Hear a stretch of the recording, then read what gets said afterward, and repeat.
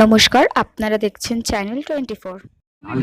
যে রায় হয়েছে আংশিক রায়, তার পরবর্তী সময়ে তাদের যে কম্পেনসেশন রিফিউজ করা থেকে শুরু করে তাদের যে স্ট্যামিনা এবং লার্জার কনস্পিরেসির জন্য তাদের যে লড়াইয়ের যে মানসিকতা, সেটাকে আমি কোর্নিশ এবং প্রণাম জানানোর জন্যই আজকে এসেছিলাম।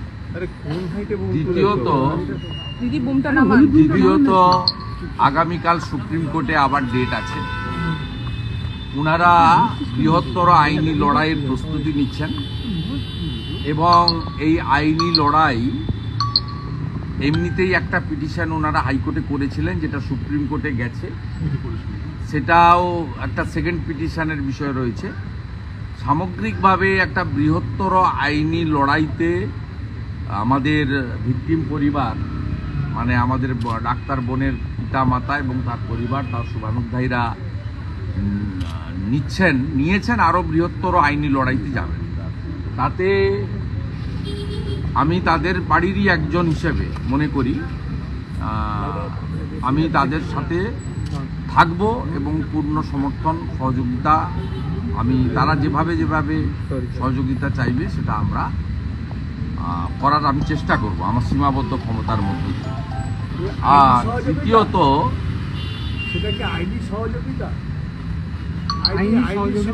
না, ওনারা আইনের বৃহত্তর লড়াইতে নামছেন, তার অনেকেই সাথী, তার মধ্যে আমিও একজন সাথী। অনেকেই ডাক্তার অর্গানাইজেশন, ওনার লয়ার্স, ওনাদের রিলেটিভ অনেকেই ওনার সঙ্গে আছেন, রাজনীতির ঊর্ধ্বে আছেন, মানে ব্লাড রিলেশনের ঊর্ধ্বে আছেন। সেক্ষেত্রে আমিও ওয়ান অফ দেম। সিবিআই এর ভূমিকা নিয়ে ওনারা প্রকাশ্যেই গতকাল থেকে বারবার উষ্মা প্রকাশ করেছেন এবং বলা হচ্ছে আমি ওনাদের পরিবারের, মানে ওনাদের সমস্ত বক্তব্যকে সমর্থন করি। সিবিআই নিয়ে কি বলবেন? আমি বলি, বিষয়টা নিয়ে ওনার পিতা মাতা যে লড়াইটা দিচ্ছেন, এবং তিনি শুধু সিবিআইয়ের পার্ট নয়, সামগ্রিকভাবে এই রাজ্যের মুখ্যমন্ত্রী, পুলিশ মন্ত্রী, স্বাস্থ্যমন্ত্রীর পার্ট, সব মিলিয়ে ওনার প্রত্যেকটা শব্দ বাক্য যা উনি বলেছেন, আগেও, কালকেও, আজকেও বিভিন্ন চ্যানেলকে, বিভিন্ন জায়গায়, গতকালও বলেছেন, তার আগে চার্জ ফ্রেমের দিন বলেছেন, আমি তার সবগুলোকেই আমি পার্সোনালি সমর্থন করি। কারণ তারা ঘন্টায়, মিনিটে এবং প্রত্যেক দিন প্রত্যেকটা জিনিসকে চুলচেরা বিশ্লেষণ করেছেন এবং মনিটরিং করেছেন। অন্য সাধারণ লোকের মতো আইন বিশারদ বা প্রশাসন বা তদন্তকারী সংস্থার উপর ছেড়ে দেননি। তারা নিজেরা কিন্তু মানে আলপিন থেকে এলিফ্যান্ট প্রত্যেকটা বিষয় অত্যন্ত কেয়ারফুলি অবজার্ভ করেছেন। তাই ডাক্তার বোনের বাবার যে বক্তব্যগুলো খুব মিনিংফুল এবং অত্যন্ত বাস্তব বলে আমি মনে করি। এবং তিনি যে অভিযোগগুলো যার সম্পর্কেই করছেন, রাজ্যের মুখ্যমন্ত্রীর হঠাৎ লাফিয়ে কোর্টে চলে যাওয়া, সেটা নিয়েও উনি যা বলছেন তার যুক্তি রয়েছে। কারণ মুখ্যমন্ত্রী পুলিশকে দিয়ে টাকা পাঠিয়েছিলেন, মুখ্যমন্ত্রী আত্মহত্যা বলে চালাতে চেয়েছিলেন, মুখ্যমন্ত্রী প্রকাশ্য সভায় 10 লাখ তো দেওয়া যেতেই পারে বলেছিলেন, মুখ্যমন্ত্রী নির্মল ঘোষকে পাঠিয়ে সঞ্জীবকে দিয়ে তাড়াহুড়া করে পুড়িয়েছেন, পোস্টমর্টম করতে দেননি, মুখ্যমন্ত্রী অতীন ঘোষকে নির্দেশ দিয়ে আরজিকর 14ই আগস্ট রাত্রে ভাঙিয়েছেন। অর্থাৎ সেটাও ঠিক, তদন্তকারী সংস্থা মানে লোয়ার লেভেলে, সিবিআই মানে এখানে তো সিবিআই ডাইরেক্টরের কোনো রোল নেই। এখানে সিবিআইর যে যারা ইনভেস্টিগেটিং এজেন্সি ছিল বা স্পেশাল টিম ছিল, তাদের ক্ষেত্রেও তার যা বক্তব্য, তার যুক্তি আছে, সারবত্তা আছে বলে আমি মনে করি। আমি আলাদা এর ডিটেলস বিশ্লেষণে যাব না। বিরোধী দলনেতা হিসাবে আপনি কিভাবে, কারণ রাজ্যের মানুষ আপনার বক্তব্যের দিকে তাকিয়ে রয়েছে, বিরোধী দলনেতা হিসাবে সিবিআই এর ভূমিকা? আমি সিবিআই তো পার্ট। আপনি যদি চার্জশিট এবং জাজমেন্টে দেখবেন, সেখানে রাজ্য সরকারের পুলিশের, কলকাতা পুলিশের পার্টও আছে, সিবিআইয়ের পার্টও আছে।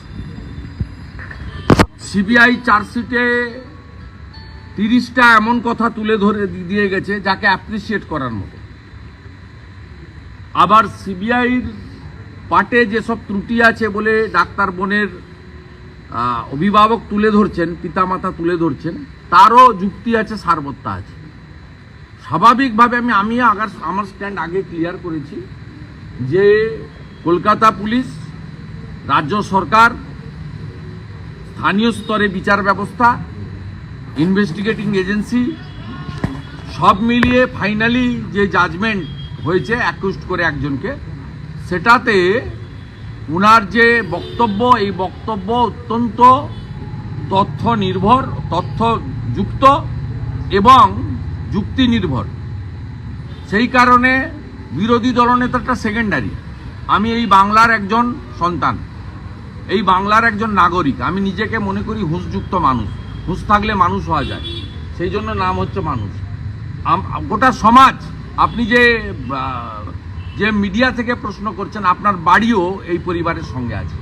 এটা বাংলার, বিশেষ করে গোটা ভারতবর্ষের সেন্টিমেন্ট আছে, সবার সেন্টিমেন্ট আছে, তো বাঙালির সেন্টিমেন্ট গত 5-6 দিন আগে তো ছিলই, 1 মাসে 1.5 মাস 2 মাস ধরে, গত 5-6 দিন চার্জ ফ্রেম হচ্ছে, সাজা ঘোষণা হচ্ছে। 4-5 দিন আপনি দেখবেন সাধারণ মানুষ রাজনৈতিক কচকিচানি নিজের অভাব অভিযোগের মধ্যে ছিল না।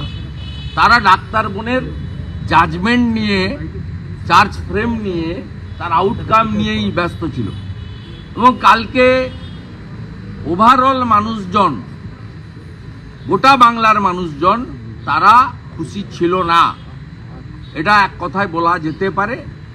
এবং আমি মনে করি যে অমীমাংসিত প্রশ্নগুলো রেখে দিয়ে গেছেন চার্জশিটে, সেই বিষয়গুলো সুপ্রিম কোর্ট, তার উপর সকলের আস্থা রাখা উচিত। ভারতবর্ষের সর্বোচ্চ আদালত, তারা এই বিষয়ে যথোপযুক্ত ব্যবস্থা করবেন।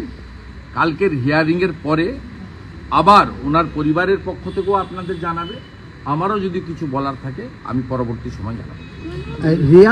রেয়ারতম ঘটনা, বিচারক মানতে রাজি হলেন না যে এটা বিরলতম ঘটনা। এটা ডিফারেন্স অফ ওপিনিয়ন আছে। উনি ওনার অধিকারে দিয়েছেন। ওনার জাজমেন্টের অনেকগুলো বিন্দু আছে, অনেকগুলো ভালো কথাও তিনি বলে গেছেন। কলকাতা পুলিশের পার্টে যে ত্রুটিগুলো, হসপিটাল অ্যাডমিনিস্ট্রেশনের পার্টে ত্রুটিগুলো বলে গেছেন, সিবিআইয়ের পার্টে ত্রুটিটাও বলে গেছেন। আবার এটা তিনি একটা লাইন বলেছেন, রেয়ারেস্ট অফ দি, এটা আমার ডিফারেন্স অফ ওপিনিয়ন আছে। জুডিশিয়ারিকে রেসপেক্ট করেই বলি, এটা বিরলতম ঘটনা। কারণ ওয়ার্কিং প্লেসে একজন ডাক্তার বোন যেটা প্রোটেক্টেড, সেখানে এই ধরনের শারীরিক নির্যাতন, যা ভয়ঙ্কর নির্যাতন হয়েছে, চোখ থেকে জল পড়েছে, চোখ থেকে রক্ত পড়েছে, জল নয়, তারপরে তাকে মার্ডার, এটা বিরলতমই ঘটনা। এরকম ঘটনা খুব কম হয়, এটা আমার পার্সোনাল ওপিনিয়ন। কিন্তু আমি জাজমেন্টকে রিগার্ডস করেই বলছি। আমাদের দেশের জুডিশিয়ারি কনস্টিটিউশনের একটা বড় স্তম্ভ। উনি ওনার ক্ষমতা বলে দিয়েছেন এবং ওনার পার্টের অনেকগুলো জিনিস অ্যাপ্রিসিয়েট করার মতো আমাদের জাজ সাহেবের তার কলমে তিনি বলেছেন। এটা অনেক বড় লড়াই হবে, ওর পরিবার তার প্রস্তুতি নিচ্ছে, দেখতে থাকুন। আমাদের এই ভিডিওটা ভালো লাগলে লাইক করবেন এবং এরকম আরও ভিডিও দেখার জন্য চ্যানেলটিকে সাবস্ক্রাইব করবেন।